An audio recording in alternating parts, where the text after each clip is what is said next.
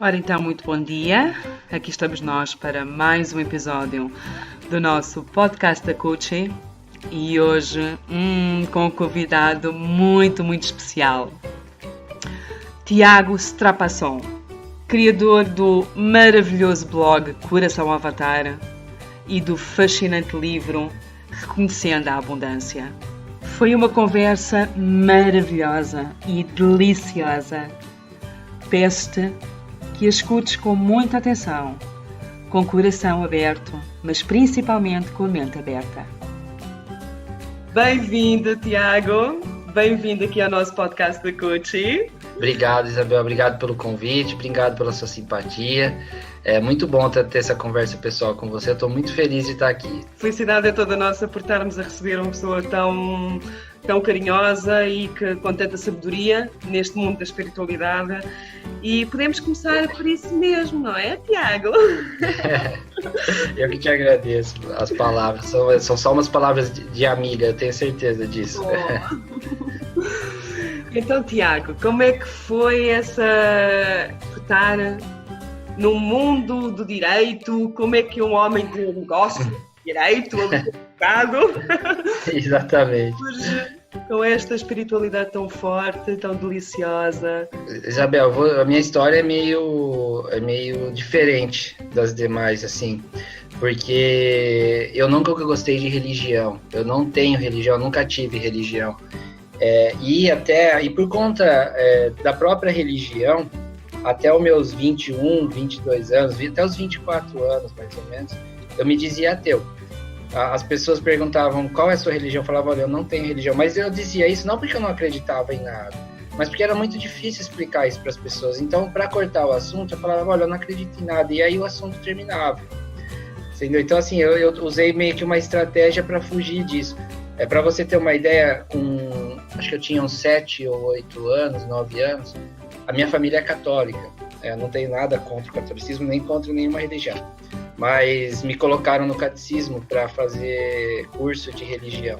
E eu tinha que ir aos sábados. Eu fui durante o primeiro sábado, no segundo sábado eu briguei com a professora.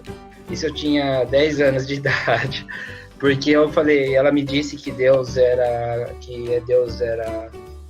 ia me julgar, ia me culpar, e eu falei para ela que Deus não ia fazer isso e que não concordava com ela, e ela falou que se eu fosse para discordar dela dessa forma, que eu não precisaria mais ir nas aulas. Foi o que eu fiz. Eu cheguei em casa, cheguei para minha mãe e falei, eu não piso mais ali. E aí deu aquela briga familiar, mas eu me mantive e não fui mais. Minha mãe queria que eu fosse, minha mãe queria, mas eu não fui mais. E a partir daí, desse dia, foi tipo um trauma na minha vida, né? Porque eu me afastei totalmente da religião mesmo.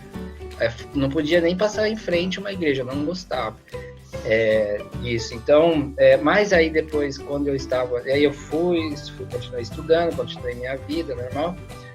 Quando eu estava, acho que no segundo ou terceiro ano de faculdade, perto de onde eu morava, tinha um centro espírita. E eu comecei a passar ali na frente, olhar, e comecei a ir nesse centro espírita. E foi onde eu comecei a ver, o centro espírita me abriu as portas de ver a espiritualidade de uma outra maneira, né? Então, assim, daí eu participei do movimento espírita kardecista por uns, acho que uns 6 ou 7 anos, né? Eu fiquei bem envolvido com isso. Eu ia ao centro espírita, participava dos estudos, tudo, lia os livros, mas chegou um momento também que aquilo também não me trazia mais respostas, né? Aí eu comecei a participar de grupos da internet, como o Sementes das Estrelas, ou outros grupos que estudavam a espiritualidade. O Gabriel foi um grande amigo meu nesse período. E foi quando eu já estava com, acho que 31, 32 anos, que essa questão da mediunidade começou a aparecer mesmo, que começou a aflorar, que aí começou a vir muito forte. Isso no começo foi bem complicado, porque para quem viveu afastado de tudo isso por muitos anos, a hora que essa mediunidade começou a aparecer, para mim no começo foi muito difícil, porque eu sentia uma dor no peito por muitos anos, por uns 1 ou 2 anos, eu não sei o que era. mas era uma dor muito forte, uma tristeza, uma coisa, e eram coisas que estavam sendo trabalhadas ali, né? Mas assim, a ponto de chegar a determinado momento, eu me trancar no quarto, eu não tinha vontade de sair. Mas não que eu estava em depressão, não, eu sentia uma tristeza e eu sabia que que aquele processo tinha que passar. E foi daí quando eu tive uma experiência com o Arcanjo Miguel, foi, eu acho que a experiência mais forte que eu tive, durou cerca de 1 hora, mais ou menos. E aí, a partir daí, se aproximou de mim o Pai Benedito, que é o meu mentor mais próximo. Eu acredito que é o Serapis disfarçado, mas eu não sei se é ou não. Mas é alguém que se apresentava com essa roupagem do Pai Benedito, e as primeiras mensagens que eu recebi foram do Pai Benedito. E aí no começo ele me disse, olha, a gente tem uma espécie de treinamento para você. Então eu recebia mensagens bem curtinhas, contando como foi a vida na senzala, mensagens bem simples, né? Que ele dizia para mim, para eu, por exemplo, imaginar que eu estivesse descendo um rio na vida, para eu parar de me preocupar tanto com as coisas, para que eu aproveitasse a margem, não aonde a canoa vai me levar. E assim, eles me chamavam nessa época do Homem do Carinho. Oi! Por eu ser advogado. Exato. Eles falavam que eu sou o Homem do Carimbo e que o carimbo... Por que eles falavam Homem do Carimbo? Ele me dizia, né, o Pai Benedito? Porque ele falava que tudo tem que estar no papel. Se não estivesse no papel, eu não acreditava. Que eu não acreditava no aperto de mão. Que tinha que estar no papel. E isso me marcou, né, dele falar o Homem do Carimbo, porque... ele falava assim, se não estiver com o carimbo, aí ele falava para mim, olha, tudo vai dar certo para você, confia. Aí ele brincava, você precisa de um carimbo para eu comprovar isso. Então, então ele brincava, né? Ele falava o Homem do Carimbi. E algumas vezes eles chamavam muito minha atenção nesse começo, né? Isso foi por volta aí 2012, 2013 que começou isso, né? E durou esse processo. Daí foi depois, mas pode falar. Como é que foi essa? Como é que conseguiste distinguir de se era a tua imaginação a falar ou se era vias ou essas mensagens eram transmitidas? Eu peço desculpa, Tiago, mas é que eu estou um bocadinho emocionada. Fala-me em paz, pronto, eu fico. Não, imagina. É que assim, que eu costumo dizer, né? Antes de médium, eu sou sensitivo. Na verdade, a canalização, as mensagens mediúnicas, as pessoas acham que nós escutamos as mensagens. Mas no meu caso, por exemplo, eu não escuto, eu sinto. É diferente. Eu não sei explicar. Não, eu sei explicar, na verdade. Hoje eu sei explicar. Olha o gatinho ali atrás. Mas eu sei explicar. O que acontece? Eu sinto, a minha testa, ela se abre, meu nariz adormece, minha boca, quando eles se aproximam. Hoje menos. Hoje isso acontece bem menos. Hoje eu me adaptei a esse tipo de energia. Então eu sinto mesmo. Mas no começo, eu sentia muito forte essa energia. E por conta de sentir essa energia, com o tempo eu passei a identificar a assinatura energética de cada um dos mentores que se aproximavam. Então, pela assinatura energética, eu já conseguia identificar, sabia quem que estava perto de mim. Uhum. Mas no começo eles se utilizavam de uma outra técnica. Eu sentia a energia e eles jogavam uma imagem na minha mente. Então eu via a imagem. E aí eu fui me adaptando a isso. Chegou um momento que eu não via mais imagem. Eu sentia a energia e eu sabia ali, mas é muito forte. O meu coração acelera, a boca adormece, como eu falei. Então, é uma sensação muito forte. Não é uma sensação que você sente todo o formigamento do rosto, como se estivesse descendo aqui do chakra da coroa e você sente. Então, você já sente que tem algum ser próximo de você. Você não sabe se é uma... eu não sei direito como isso funciona espiritualmente, mas eu sinto. Então, mas ao longo dos anos, isso foi diminuindo. E hoje isso é até algo que me causa dificuldade, né? porque eu sinto muito pouco a energia deles hoje. Eu não sei se eu fui me adaptando a essa energia, mas o que eles me explicaram é o seguinte, é que no início, quando a gente começa esse processo de mediunidade, o nosso ego exige uma identificação. Porque nós, como humanos, nós precisamos saber com quem nós estamos falando. E ao longo dos anos, essa exigência, até porque os mestres, eles vão nos diluindo ao longo dos anos, você entende? Uhum. Então, assim, então, assim, eles vão até para me testar, eu vejo assim, no sentido de eles vão tirando essa sensação de mim. E muitas vezes eu tenho que confiar na minha intuição. Porque, por exemplo, o Serapis Bey, que é o mestre que eu tenho mais proximidade, eu não sinto mais ele. Eu não tenho a menor sensibilidade em relação a ele. Eu não sei mais se ele está perto de mim ou não, hoje em dia. Ele pode estar perto de mim me ajudando a falar aqui agora, eu não sei. Mas por que eu não sei? Porque parece que as nossas energias, elas estão muito juntas hoje. Uhum. Já se fundiram, no fundo, não é? E eu já não sinto. Outros mestres eu sinto, principalmente se é um arcanjo ou uma energia que eu não estou muito acostumado, eu sinto.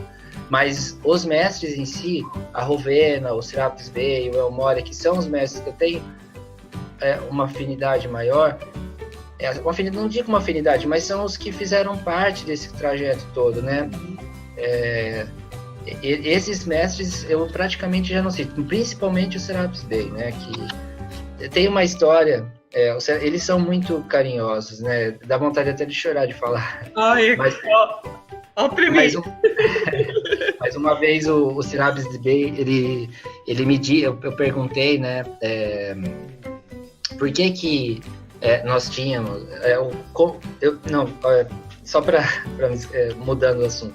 Uma vez eu disse ao Serapis que eu não me sentia virtuoso. Não sei se você viu uma mensagem que eu recebi ontem sobre a virtude. Ela está lá no nosso grupo. Depois você dá uma olhada. Já vi, mas ainda não tive possibilidade de olhar. Mas vi. Depois você dá uma olhadinha. Uhum.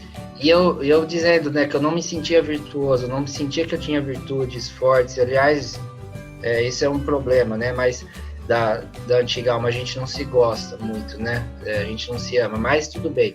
E ele me disse, olha, faça o que você fizer, eu estarei na margem, segurando a luz para te aguardar, eu sempre vou esperar por você. Não importa o que você faça, sabe? Então eles são dessa forma, eles falam assim, meu papel é ficar aqui. E ele disse, imagina um rio, você chegando de barco, eu vou estar na margem te esperando. Ai, coisa mais boa. Ele fala, quando você vai chegar, não importa, mas eu vou estar lá. Você entende? Então, eles são muito dessa forma, né? Os mestres são muito, assim, amorosos, né? Eles são... não tem como falar, porque eles não exigem nada da gente, eles não pedem nada. Se eu quiser canalizar, eu canalizo. Se eu não quiser, se eu disser, olha, hoje eu não estou bem, não dá. Então, tudo bem, não tem problema. Uhum. Porque, assim, uma coisa que as pessoas precisam entender é a seguinte, as pessoas acreditam que essas mensagens, pelo menos eu vejo dessa forma, elas servem para ajudar outras pessoas. Não que isso não tenha um papel, ajuda sim, mas principalmente é uma mensagem para ajudar o canal. Porque muitas vezes a minha energia, eu também estou aqui como todo mundo, e eu tenho pontos de alto e baixo, eu tenho momentos de felicidade, momentos de dificuldade, como todo mundo, porque eu estou nessa experiência. E aí muitas vezes vem uma mensagem para trazer aquela energia, para acoplar aquela energia em mim, para me levantar. E isso vem em forma de mensagem, mas vem também como uma ajuda para mim. Grande parte das mensagens, entende? Exato. Eu estou-me a lembrar de uma história com a... Ai, como é que ela se chama? Agora não me lembro do nome. Com a... Ai, porque é que ela escreveu o prefácio com a Michelle? Com a Michelle, exatamente. Muito a ver com isso. Que ela estava nos dias maus, deixou-se vir abaixo. Tu próprio estendeste-lhe a mão para tentar ajudar, ela recusou, então quer dizer, toda esta, salvo erro, até foi, eu não sei se foi a mestra Rovena, se foi a Panine, que se aproximou dela e disse tipo, mesmo, abre o teu coração, abre o teu coração para a ajuda. Foi uma mensagem tão linda. Mas é isso, porque na verdade, assim, né, eles estendem a mão pra gente. Eu recebo algumas falas, assim, pessoais que eu recebo, que algumas delas eu não publico, eu guardo pra mim. Não, nem todas eu publico. Quando eu sinto que é pra publicar, eu publico, senão eu guardo. Às vezes também eu recebo alguma mensagem que no dia eu não tô bem, então eu prefiro não publicar, porque pode ser que eu tenha influenciado. É difícil também pra gente. Hoje em dia, eu faço isso com mais tranquilidade. Mas no começo foi muito complicado. Mas hoje em dia eu tenho mais segurança. Eu já também deixei de me preocupar muito com o que as pessoas pensam. Eu faço de coração. Exato. Pode ser que em alguns momentos eu erre, porque eu também não sou perfeito, mas eu faço de coração. Isso que é o que importa. E antigamente eu me preocupava, nossa, mas será que eu influenciei ou não? Pode ser que eu influencie em alguns momentos, mas o que importa é que eu faço de coração e que se ajudar uma pessoa, eu costumo dizer, tá ótimo. Exatamente. Não precisa ajudar 500, 1000 pessoas, não. Uma única pessoa que fala, olha, que legal essa mensagem, tá bom, já me fez bem, já. E agora conta-me, como é que nasceu o Coração Avatar? Esse lindo blog, página. Então, quando eu comecei a receber mensagens, foi uma época que eu estava muito, assim, eu conversava muito com o Gabriel Railon de Sementes. Nós éramos muito amigos assim, de frequentar a casa dele, nós nos conhecemos pessoalmente, eu já estive na casa dele algumas vezes, nós tínhamos muito contato. Com o tempo, ele acabou ficando... Ele está muito atarefado, tá? Hoje em dia nós não temos muito tempo de conversar muito, porque o blog dele, o Sementes, cresceu muito, tudo. E quando eu comecei a receber as mensagens, o primeiro blog que eu comecei, quem me ajudou a ter essa confiança de começar a publicar as mensagens foram o Gabriel e a Maristela, a Maristela Lecoq, você sabe? Foram as duas pessoas que começaram a publicar as mensagens que eu recebia. Eu falei, poxa, se eles estão publicando, é porque tem alguma coisa legal, né? E aí, a partir daí, eu falei, bom, eu vou abrir um blog para mim, mas despretensioso. É um blog mais assim ali para girar as mensagens. No começo, eu publicava 3 mensagens por dia. Eu publicava não só mensagens minhas, mas de outras pessoas. Então, no começo, ele tinha 70, 80 mil acessos por dia, girava muito, tinha muito acesso, chegou a ter mensagem com 500 mil leituras, mas com o tempo eu comecei a me preservar mais, no sentido de deixar um tempo mais livre para mim, de publicar só minhas mensagens, mas não porque eu não gosto das outras pessoas, mas porque isso tudo me tomava tempo e eu tinha que trabalhar, que eu tinha que fazer minhas coisas, tinha minha família. Então eu falei, olha, eu vou fazer o básico, que já tá bom. É aquela história de você ir diluindo o ego, né? Você acha que você precisa fazer muito. Com o tempo, você vai parando de fazer. Aí você fala, poxa, eu podia estar fazendo mais. Mas aí você não sente mais aquele impulso de fazer. Esse que é o problema. Você começa a parar e deixar as coisas acontecerem. O que tiver que acontecer, vai acontecendo, sabe? É isso que... Exatamente nesse período. Você vai diminuindo o ritmo. E aí você vai fazendo o que você realmente gosta. Aquilo que te faz o coração te fazer bem. Mais pra frente, eu e a Michelle, nós começamos o projeto do Pergunte aos Mestres lá na congregação. Foram também muitos, esse período eu trabalhei muito, porque nós respondíamos 2, 3 perguntas por dia. Então era um período que eu estava canalizando, eu estava escrevendo livros, publicando mensagens, e tudo isso foi me sugar. Eu fazia atendimentos espirituais nessa época. Então, assim, eu estava numa época trabalhando intensamente nessa questão da espiritualidade, nessas questões espirituais. Estava trabalhando muito, seja no Pergunte aos Mestres, nas canalizações, atendimentos. E aquilo tudo começou a me cansar. Aí a primeira coisa que eu fiz foi me afastar dos atendimentos. Os atendimentos são muito pesados, assim, porque você mexe com coisas pesadíssimas e que eu optei por parar. Parar porque para mim estava pesado. Havia energia. Quando o atendimento basicamente que eu faço é de acesso ao akáshico, né? Eu acesso ao akáshico e nós fazemos limpezas no akáshico. E fazemos limpeza nos corpos espirituais também. Então, isso, eu me defrontei com situações muito perigosas para mim. Não digo perigosas, mas que sugaram muito. Vou te dar um exemplo. Eu atendi uma moça que ela estava ligada ao nazismo alemão e ela estava ligada a um grupo de judeus no plano astral que queriam se vingar dela. E quando eu cheguei, eu não sabia do que estava acontecendo ali, né? Eu só acessei, fui ver o que estava acontecendo. Mas quando eu tentei ajudá-la, eles vieram todos para cima de mim. Porque eu estava tentando ajudar uma pessoa que eles queriam se vingar. Isso tudo em nível de umbral, né? Que eu tô falando. Então, aí, nesse momento, eu tive que ir para um terreiro. Aí veio o Pai Joaquim, vieram os Preto Velhos, eu tenho o Exu Ventania, que está sempre comigo, que é um dos meus protetores também.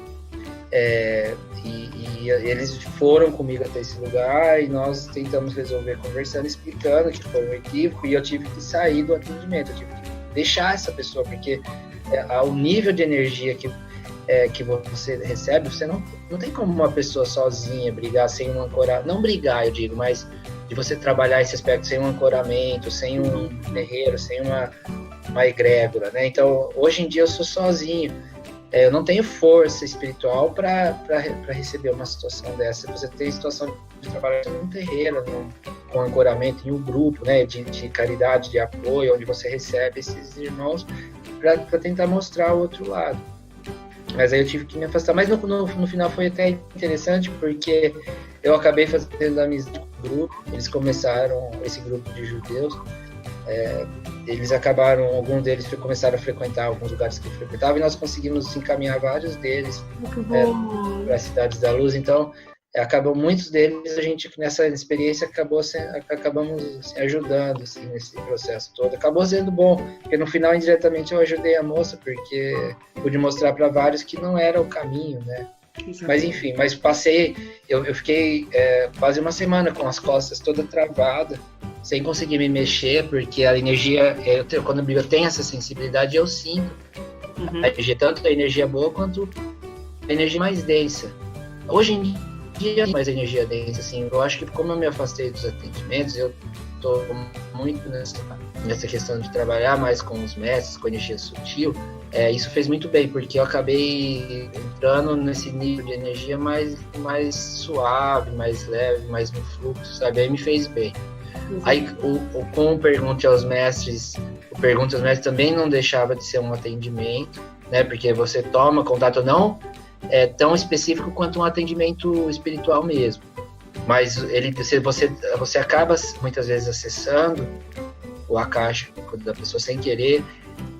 Lógico que daí você tem o filtro da energia dos mestres, que eles te ajudam, você tem um ancoramento maior nesse caso, né?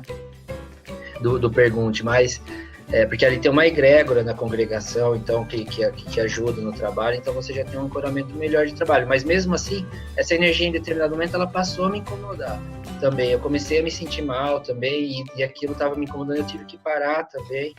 E aí hoje eu resolvi ficar com os livros e com as mensagens, que eu tô com uma vida mais leve, mais suave, mais calma. Tô com tempo de fazer minhas coisas.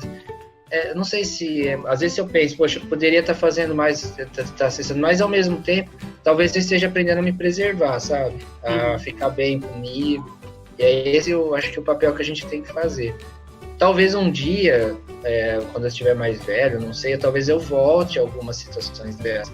Mas eu vou precisar estar em equilíbrio. Sabe o que acontece, Isabel? À medida que a gente vai tomando contato com energias, assim, quem tem essa sensibilidade, você começa a gostar de energia leve, energia sutil. Não que as outras energias sejam ruins, tudo é uma unidade. Não existe energia boa, energia ruim, mas existe um nível de vibração. Existe uma vibração que você se identifica mais. Eu estava dizendo, né, que eu recebi algumas mensagens pessoais, e tem uma mensagem do Serapis que é muito bonita, que ele me deixou um dia, é uma mensagem pessoal. Ele me disse o seguinte, eu perguntei para ele qual que era a relação entre o mestre e o discípulo, né, porque eu me considero um discípulo dele.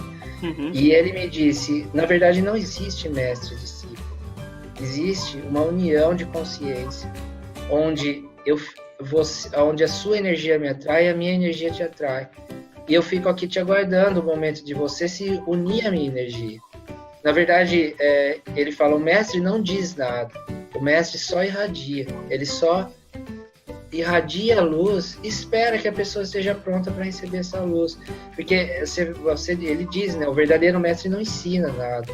E ele diz, no final, ele fala o seguinte, eu aprendo muito com você aí, assim como você aprende comigo. Então, assim, eles têm essa humildade de jamais se colocar como um mestre, eles têm essa humildade de se colocar como um igual a nós. E aí você vê um ser como Jesus se colocando igual a nós, é muito difícil para as pessoas entenderem isso, né? E eu também tive muita dificuldade de entender isso.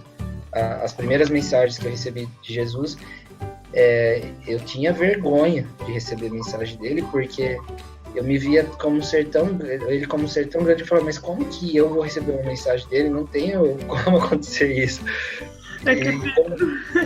Com o Chico Xavier aconteceu a mesma coisa. Eu demorei muito tempo para receber uma mensagem dele, mas toda vez que ele se aproximava eu começava a chorar. E até que ele começou a se aparecer como Gregório. E eu não sabia que ele era o Chico. Por isso que tem até algumas mensagens que ele se denomina Gregório, que eu recebi. Mas não eu não sei se o nome dele é Gregório, mas é que ele se apresentou como Gregório para mim, para poder receber uma mensagem dele. Daí com o tempo eu percebi que era o Chico, e aí eu comecei a aceitar mais, mas era uma coisa para mim que eu não aceitava. Eu falava, como que eu vou receber uma mensagem do Chico? Eu não tenho... Isso luz,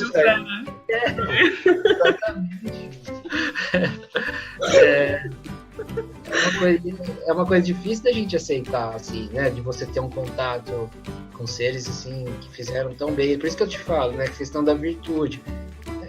Mas muitas vezes a gente não se sente virtuoso o suficiente para estar num caminho desse, mas é o que é, então tá bom. Exatamente. Então, e Tiago, do Coração Avatar para o maravilhoso livro Reconhecendo a Abundância. Conta-me como é que foi, primeiro que tudo, o que é para ti a abundância, o que é realmente a abundância. Sabe o que acontece, Isabel? Assim, eu tenho uma concepção que, assim, todos nós estamos num planeta. E esse planeta, junto, ele resolve trabalhar determinados aspectos que estão ligados basicamente aos 7 pecados capitais, né? Luxúria, gula, avareza, inveja. De certa forma, todos nós estamos conectados em maior grau a um desses aspectos. Porque, eu vou dizer em um nível de acástico, de registro acástico, tá? O nível de registro acástico, nós temos o nível humano, de nós, eu, Tiago, Isabel, nosso nível dessa vida. Nós temos um segundo nível, que é o nível familiar. Quando nós encarnamos aqui, nós recebemos, na herança genética, muitas das restrições da nossa família. Nós temos um terceiro nível de acástico, que é o nível das encarnações que nós tivemos. Uhum. E tem um último nível do acástico, que é o nível cósmico, que é o nível de nossa história de alma, não só desse planeta, mas de outros planetas, de outros lugares que nossa alma já viveu. Então, assim, tudo isso faz parte do registro acástico, é uma constelação muito grande. Mas a personalidade humana, ela precisa trabalhar determinados aspectos.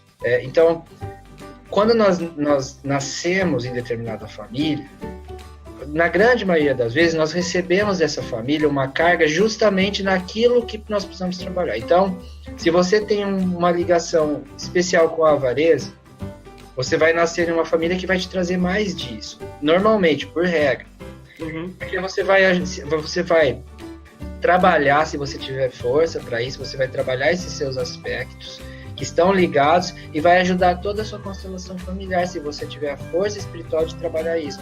Na verdade, você se trabalhando esses aspectos de purificação do teu akáshico, você vai trabalhar toda a sua família, você vai ajudar a constelação toda. Então, assim, você vê que a experiência é perfeita, né? A experiência de vida na Terra, porque você, ao se ajudar, você está ajudando muita gente, você está ajudando a constelação, a sua constelação familiar, você está ajudando outras encarnações. E assim, eu vou dizer isso, é uma coisa que talvez eu acho que eu nunca tenha falado, mas eu vou falar aqui. E uma vez, Jesus me mostrou uma vida, um tempo atrás, que eu tive, onde eu tive um aspecto muito conectado à avareza. E ao longo dessa minha vida, eu trabalhei esse aspecto, porque um aspecto estava ligado ao meu akáshico. E esse livro, ele vem justamente nesse sentido, para me ensinar aspectos para eu poder trabalhar isso em mim.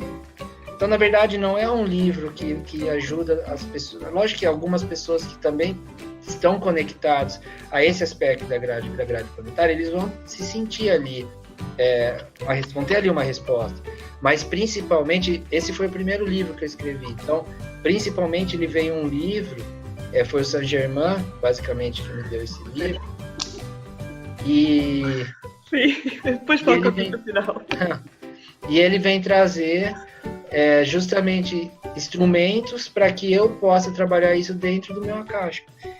Então, assim, por isso que eu falo, as mensagens, os livros, eles são instrumentos para o canal também. E é lógico que isso acaba irradiando para outras pessoas, mas ele veio, nesse primeiro livro especificamente, ele veio para trabalhar isso em mim.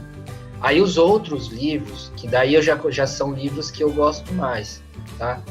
Eu gosto mais porque eles são livros mais voltados à espiritualidade. Por exemplo, o Serapis Bey trouxe um livro para mim que chama A Simplicidade do Processo de Purificação, que está mais ligado à minha essência. Porque a minha essência, eu estou muito conectado ao raio branco, à casa do raio branco. Então eu estou muito ligado a essa questão da pureza, da paz, da simplicidade. E aí os outros livros que vieram, eles estão mais conectados a esse processo de purificação, que é a casa que eu participo mais da Grande Fraternidade Branca, no astral, que é a casa que é o templo do Serapis Bey. Então, é a casa de luz que eu estou mais conectado em termos de trabalho. Mas esse primeiro livro especificamente, ele veio para trabalhar um aspecto meu, de conexão com a grade planetária. E todos nós temos aspectos onde nós temos que nos mantém mais ancorados no planeta. Não vou dizer que é errado, mas são aspectos que nos ligam mais fortemente à grade planetária, que nos mantém mais restritos. Você entende? Exatamente. Essa é a história toda. Consegues-me falar um bocadinho assim, sei lá, 2 ou 3 conselhos que tu tenhas dentro do livro? Conselhos não são conselhos, são tipo frases ou, como é que eu ia dizer, mensagens que tu queiras transmitir. Eu vou dizer basicamente, não digo frases, mas eu vou dizer a ideia. Exato. Com esse livro eu aprendi que tudo é vibracional. A matéria, ela não existe. Ela só existe porque os nossos sentidos físicos entendem a matéria. Mas não existe essa matéria. E tudo pode ser manipulado via energia. Os nossos pensamentos, ele tem uma energia elétrica. E os nossos sentimentos têm uma energia magnética. Toda vez que nós pensamos, nós criamos sentimentos. Então, a eletricidade dos nossos pensamentos influencia o magnetismo de nossas emoções. Por que eu estou falando isso? Porque toda vez que você vibra medo de restrição, você está atraindo restrição, porque é uma lei magnética da energia. E quando você está vibrando paz, tá vibrando confiança, fé, isso naturalmente começa a vir para você. E você começa a construir uma vida em equilíbrio. não é, quando as pessoas leem o tema reconhecendo a abundância, elas pensam que eu estou falando de dinheiro, mas não estou falando de direitos de dinheiro, eu estou falando de vibração. Estou falando que nós vivemos num planeta onde a restrição monetária, ela manipula muito dos nossos comportamentos, mas isso é uma ilusão, porque nós deixamos nos levar por essa restrição monetária, e na verdade nós já temos tudo que nós precisamos. Nós temos tudo que... E à medida que você vai descobrindo isso, naturalmente um fluxo monetário começa a vir para a sua vida. E não digo que você vai ficar rico, não é isso. Mas você vai entender o conceito do suficiente. De ser feliz com o suficiente sem desejar tanto. Sabe por quê? Nós aqui, enquanto humanos, e isso vai fazer parte da nossa experiência, não tem como fugir disso. A primeira coisa que nós vamos procurar vai ser a nossa conforto material. Então nós vamos querer um dinheiro, nós vamos querer uma casa, um lugar para viver. O ser humano vai buscar o conforto material. Por isso que a espiritualidade ela é muito mais acessível a pessoas com bom padrão monetário. A espiritualidade, eu digo, não a religião, a espiritualidade. Por quê? Porque essas pessoas já têm o conforto material. E aí eles veem que aquilo ali não preenche mais o ser humano. Ele fica um vazio. Você tem tudo, você tem sua casa, você tem teu emprego, você tem tudo. E o que sobra? Nada. E aí o que você vai buscar? Você vai buscar a espiritualidade. As pessoas de classe mais baixa, elas acabam procurando uma religião. Por que elas procuram uma religião? Porque elas ainda estão buscando conforto material. Então, a espiritualidade de verdade, infelizmente, eu não estou dizendo que a espiritualidade é só dos ricos, não é isso? Porque tem muitas pessoas que podem ser ricos em termos de inteligência. São pessoas que não são ricas monetariamente, mas elas são ricas em termos de inteligência. Então, de alguma forma, essa pessoa ela tem que ter uma riqueza. Ela só vai... buscar a verdadeira espiritualidade, que é uma espiritualidade vibracional, que é uma espiritualidade de se reconhecer a divindade de si quando ela se cansar dessa vida. Enquanto essa vida fizer sentido para ela, ela vai estar vivendo a vida do jeito que é para ser vivido. Vai chegar um dia que nós nos cansamos disso, nós vamos falar, para mim, eu já sei como funciona isso daqui. Eu aprendi, eu sei que eu vou tentar e eu vou cair nos ciclos da minha vida. Eu vou cair em ciclos. E aí, quando você se cansa desses ciclos, aí você vai buscar uma outra coisa. E essa outra coisa é buscar o que está dentro de você. Você vai buscar se conhecer. E é muito bom isso, porque quando você busca se conhecer, é tão bom você ficar em silêncio, você ficar quieto, porque você vê tantos sentimentos passando dentro de você, e você fala, como que tem tudo isso dentro de mim? E quando as pessoas falam que nós somos um universo, é verdade, porque... tem muito mais coisa para explorar dentro de nós do que fora. Fora a gente já sabe como é. E é isso que eu falo. Quando você já descobre como é fora, o que sobra? Buscar dentro. Exatamente.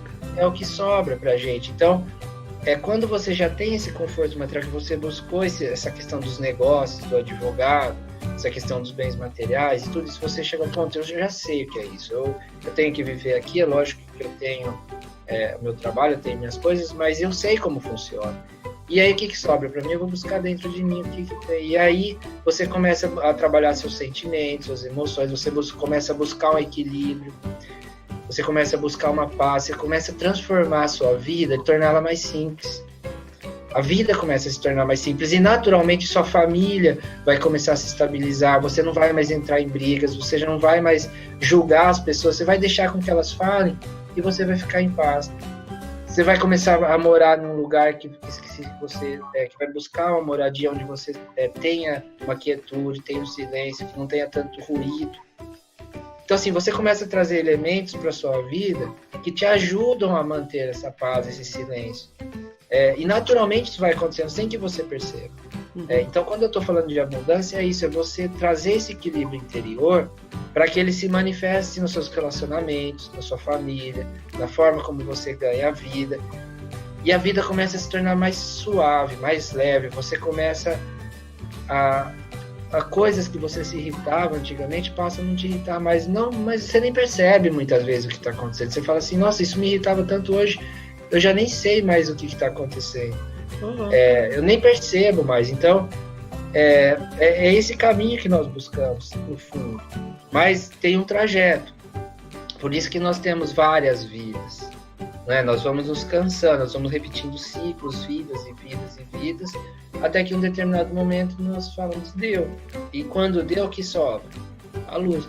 E aí sobra você se buscar, você se conhecer, você se desvincular disso. A experiência acabou. Não tem mais sentido. Enquanto houver sentido, perfeito, faz parte da experiência da alma. E é muito bom, é muito valioso. Mas em um determinado momento ele deixa de existir esse sentido. E aí você vai buscar um sentido transcendental, o sentido vai buscar Deus, você vai buscar uma conexão maior. E não que a experiência material seja errada, ela é o que é. E ela faz parte de nós, e ela é bonita. Mas todas as pessoas, todos os seres humanos vão chegar num momento que eles vão buscar algo a mais. Seja nessa ou em vidas futuras. Isso faz parte da experiência. Exatamente. Tiago, eu ficava aqui o resto do dia a falar contigo. Meu Deus, que delícia! Obrigado, Gabriel. Obrigado. Queres deixar só uma última mensagem para este público maravilhoso que nos vai ouvir? Para a gente terminar, eu gostaria de falar o seguinte, para a gente poder viver a vida. Viver a vida e viver mesmo, sem nos restringir, aproveitando as experiências, convivendo com as pessoas, para nós não buscarmos uma espiritualidade vazia de sentidos, mas nós aprendermos a nos conectar com as pessoas e com os ambientes e mantermos nossa paz. Eu acho que isso é a maior experiência de alma que a gente pode ter aqui, que é conseguir olhar para o mundo, olhar para as pessoas e estar em paz. Sabendo o mundo do jeito que ele é, sem julgamento. O mundo tem sofrimento? Tem. O mundo tem luta? Tem, mas ele é assim. E nós vamos manter em paz dentro desse mundo. E conseguir fazer isso, eu acho que é o maior presente que a gente pode receber. Porque é estar bem em qualquer ambiente. O dia que nossa consciência estiver em paz, em um ambiente de caos, nada mais vai nos tirar dessa paz. Nós podemos frequentar qualquer lugar do universo e nós estaremos em paz. Então a nossa alma ganha muito quando nós aprendemos isso. Se eu puder deixar uma lição, é que para que cada um busque se reformar em si aquilo que tira do equilíbrio, busque trabalhar em si aquilo que tira desse tom de equilíbrio, para que a gente possa encontrar essa paz interior de estar bem com quem nós estivermos, onde nós estivermos, em qualquer ambiente, para simplesmente ficar em paz. Isso já é muito. Eu queria ser isso que eu vejo. Gratidão, Tiago. Eu que te agradeço. Maravilhosa. Todo o coração. Eu que te agradeço. Obrigada, meu querido. Muito obrigado pela sua alegria,